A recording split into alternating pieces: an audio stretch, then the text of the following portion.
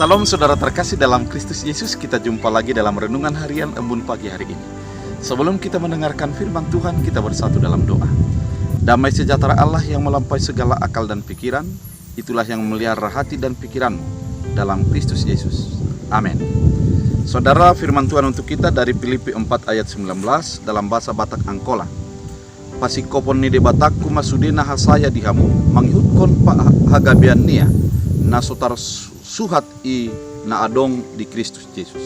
Dalam bahasa Indonesia, Allahku akan memenuhi segala keperluanmu menurut kekayaan dan kemuliaannya dalam Kristus Yesus. Demikian firman Tuhan. Saudara terkasih dalam Kristus Yesus, dalam kehidupan kita tidak jarang kita merasa khawatir. Khawatir oleh karena kesehatan, khawatir oleh karena masa depan, dan juga khawatir oleh karena apa yang harus diperbuat untuk mencukupkan segala kebutuhan kita. Namun ketika kita melihat kepada perjanjian lama, bagaimana Allah memenuhi kebutuhan daripada seorang perempuan Sarfat yang memiliki penderitaan pergumulan yang berat oleh karena kekurangan makanan.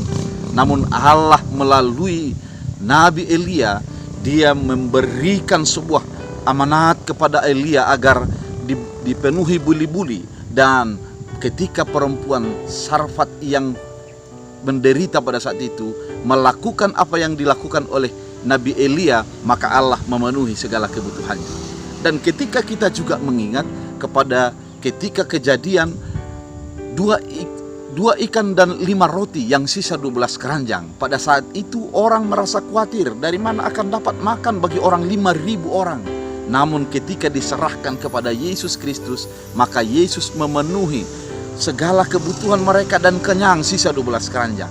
Demikian halnya sampai pada saat ini, ketika kita di dalam segala kekurangan kita, keterbatasan kita, Allah mencukupkan segala kebutuhan.